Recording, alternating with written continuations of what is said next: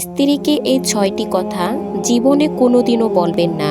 Number 1, তোমার বাবা মা ভালো না অথবা তাদের গালমন্দ করা। নাম্বার 2, তোমাকে বিয়ে করে ভুল করেছি। নাম্বার 3, আমি কত টাকা ইনকাম করি তুমি জানো, এভাবে উপার্জনের অহংকার করা। নাম্বার 4, কোনো ছোটোখাটো কারণে মুখের ওপর বলে দেওয়া যে তোমাকে আর আমার ভালো লাগে না। নাম্বার 5, স্ত্রীর খাবার দাবার নিয়ে কথা বলা বা বিব্রত করা। নাম্বার 6, স্ত্রীর সামনে কান্না করা। স্ত্রীর সামনে কান্না করলে আপনার দুর্বলতাকে পুঁজি করে সে আপনাকে আবারও আঘাত করবে। মানুষের স্বার্থ পূরণ হয়ে গেলে হঠাৎ আচরণটাও বদলে যায়। গোপনে যে দান করে সেই দাতা, যে দান করার সময় ফটো তোলে সে তো বিজ্ঞাপন দাতা। পরিবারের সেই মানুষটাই একদিন হয়ে যাবে দোষী যে নিজের ভোগবিলাস ত্যাগ করে সবাইকে করেছিল খুশি। প্রয়োজন ফুরিয়ে গেলে কমে যায় ফোন, জিজ্ঞেস করতে বলে সে নাকি ছিল ব্যস্ত ভীষণ।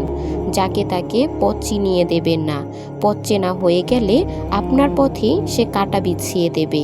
কিছু মানুষ শরীর খারাপ নয়, বরং অন্যের আচরণ ভালো দেখলেও অসুস্থ হয়ে পড়ে। তুমি যেদিন একা থাকতে থাকতে ভালো থাকার কারণটা খুঁজে পাবে, সেদিন থেকে আর কেউ তোমাকে খারাপ রাখতে পারবে না। ভুল ট্রেনে যদি কখনো উঠেই পড়ো, তবে পরের স্টেশনে নেমে যাও, কারণ যত দূরে যাবে তোমার ফেরার কষ্টটা ততই বাড়বে। আপন মানুষ বলতে আসলে কিছুই নেই। আপনি যতটা সফল ঠিক ততটাই হবে আপনার আপন মানুষদের পরিধি। তার কাছে কখনো সময়ের প্রত্যাশা করা ঠিক নয়, যার কাছে তোমার জন্য বাস্তবতার অজুহাত সবসময় প্রস্তুত থাকে। ভালোবাসা আর সময় চেয়ে নিতে নেই, এ তো উপহারে পাওয়া জিনিস। ভালো তাকেই বাসো যে বন্ধু তোমার দুর্বলতার জায়গাগুলো জানার পরও তোমাকে আঘাত করে না। কখনো কখনো ঠোঁট হাসলেও মন হাসতে পারে না। অভিনয়টা নিজের সাথে, মনের সাথে চলে না। পৃথিবীতে স্বার্থ ছাড়া কিচ্ছু নেই। ঠিক যেমন জ্যোৎস্নাও স্বার্থের জন্য মানুষ চাঁদকে বেশি ভালোবাসে। অন্যের কথা শোনা মাত্রই উত্তেজিত হয়ে যেও না, আগে তার কথাটার সত্যতা যাচাই করো। আসলে আমরা ভালো নেই, ভালো থাকার নাটক করি। হাসিটা তবু ঠোঁটে লেগে যতই ভেতরে গুমরে মরি। চকচক করিলেই শোনা হয় না, তেমনি দামি দামি পোশাক আর কথায় কথায় ইংরেজি বললেই ভালো মানুষ হওয়া যায় না। ক্ষমা তাকেই করো যে অজান্তে ভুল করে, তাকে কখনো ক্ষমা করো না যে জেনে বুঝে বেইমানি করে। চরিত্র এমন রাখো যাতে রাস্তা দিয়ে বাড়ি ফেরা মেয়েটাও তোমাকে দেখে ভরসা পায়, ভয় নয়। সম্পর্ক ভেঙে গেলেও দুটো জিনিস থাকে, মায়া আর অনুভূতি। যেখানে অধিকার অস্তিত্বহীন সেখানে অভিমান করা নিতান্তই বোকামি। ছোট্ট একটা মিথ্যার জন্য অনেক বড় বিশ্বাস ভেঙে যায়।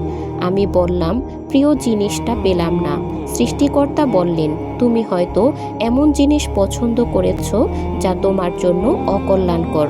কিছু মানুষের অভিনয় এত নিখুঁত হয় যে আমরা ভাবি আমরাই তার প্রিয় মানুষ। বিশ্বাসঘাতকতাকে গালাগালি না করে তাকে ধন্যবাদ দিন, কারণ সে আপনাকে মানুষ চিনতে শিখিয়েছে। মানুষ বড় রহস্যময়, সারাক্ষণ ভালোবাসলেও তা বুঝতে পারে না, কিন্তু একটু অবহেলা করেন ঠিকই বুঝতে পারবে।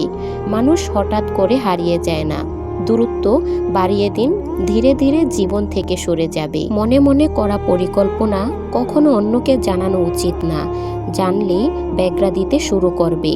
আপনার কল্পনার থেকেও ভালো কিছু সৃষ্টিকর্তা আপনাকে অবশ্যই দেবেন, শুধু বিশ্বাস আর ধৈর্য রাখুন। বছরের পর বছর একটা সংসারে বউ হয়ে থাকার পরেও অনেক নারী বলতে পারে না যে এই সংসারটা আমার। অহংকার তারাই করে যারা বিনা পরিশ্রমে সব কিছু পায়। যিনি নিজের পরিশ্রমে সাফল্য অর্জন করেন তিনি অন্যের পরিশ্রমকে ও সম্মান করেন। ডিভোর্সি নারী মানে এই নয় যে সংসার জীবন মানিয়ে নিতে ব্যর্থ হয়েছে। এমনও হতে পারে সে একজন ব্যর্থ পুরুষের হাত থেকে মুক্তি পেয়েছে। তুমি অসংখ্য ভাষায় বিশেষজ্ঞ হতে পারো, কিন্তু তুমি যদি কারোর নীরবতার ভাষা বুঝতেই না পারো, তাহলে তুমি তার কাছে পরাজিত হবে। মানুষকে আপন করে রাখা মানে পৃথিবীর সবচাইতে বেশি কঠিন কাজ। একটা সময়ের পর নিজের ভেতরের কথাগুলো আর কাউকে বলতে ইচ্ছা করে না।